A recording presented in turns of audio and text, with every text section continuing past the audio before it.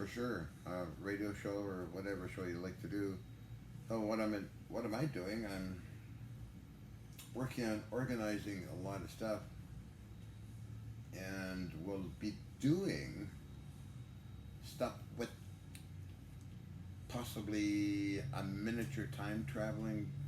I'm curious about Dr. Mallett's research in lasers in a circular pattern in his time dilation experiments.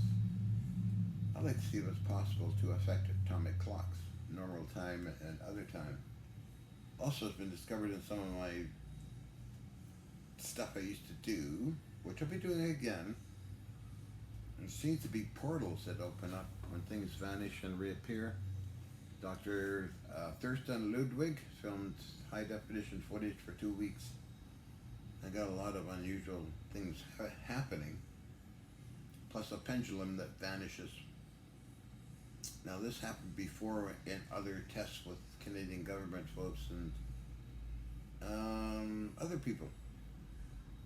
Things would vanish, or metals would be accelerated in time, according to the German group Max Planck Institute, Roland, and others. So it's my interest in life extension, a practical scientific approach. Dirk Pearson's Andy Shaw's book interests me in what if biological things can be slowed down. I don't know. I mean, it just, of course, there's telomerase enzyme, which is from acetylside number 4, made by Geron Corporation, which slows down the telomeres shrinking away. That's why in part you age. But anyway, okay, so getting there.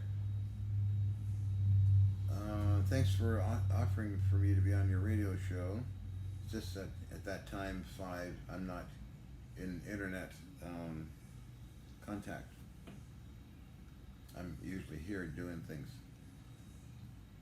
But in case somebody, if you could interview Bob Greener, he's doing a lot of research in the contamination of Fukushima and how to reverse that, plus many other good things he's doing.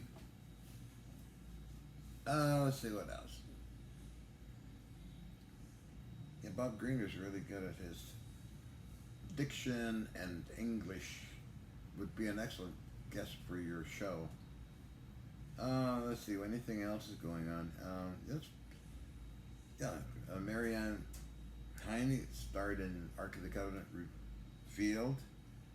She operated in Egypt, filming everything and discussing everything as well as presenting everything. She's a really brilliant reporter. She's now an investigative reporter. She starred in Catwoman, as well as Where the Bees Go. So it'll be fun to get together again sometime.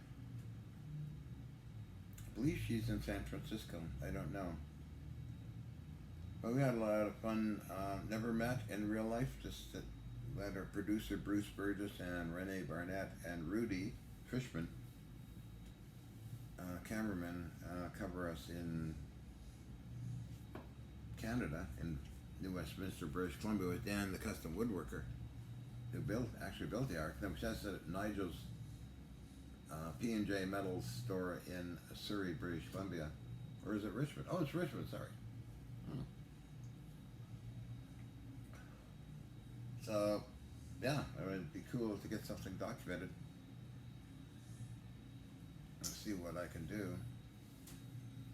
I have ideas. Whether they come into reality or not is only when I think that something happened and witnessed by others, it's then real. I did the free energy thing for Japan and Germany and others. I never went out myself to do any of this stuff. There's always people heard about it because somebody would be standing around watching something. It started with CBC, a CBC reporter on another topic in gun control. Saw an accidental demonstration, and then Mel Winfield came around and started taking photographs of stuff levitating, and then Mel presented that to a conference in Toronto, Canada. which caught the attention of George Hathaway and Alex Pizarro, which came to visit me, and then it all kind of got on and on it went through from George Hathaway and Alex Pizarro to George Lissacase and Alexander Shereshevsky. Well, it's just two new partners, and where was I going with Free Energy? Okay, so Free Energy came into, let's see, 1993. A group of businessmen called Ria Trade business group approached me and wanted to see if I could make a volt and 1 milliampere, and I said I can. This is risky stuff. I suggested to them, and they gave me 10,000. I built the unit. They were happy with it. Secondary investors, 24 million, never showed up for a demonstration, so it went by the wayside until I met Richard Brewer, and we started working on it and took it to the Canadian research and development people that said, we don't know what to do with such a thing, take it to the military. So Richard had to go back to England, by the way. He was chief engineer of the tar sands project in Canada. So then the Japanese got involved and paid me to build these things, huge amounts of money actually. That was pretty good. And I built them and they were successful, and then they invited me to Japan, and I went to Japan and demonstrated them. 2 times I went to Japan, 94, 95. 94 with Ian Gaza, and 95 with Dr. Brian O'Leary. But anyway, successful pieces, but nobody offered to put in production. So years passed, and I just, whatever, got bored of it all anyway. So that is a long-winded statement, Captain. So anyway, such is life. This will be my primary stupid video of the day, I guess. But a real pleasure in meeting you again, Mary Ann.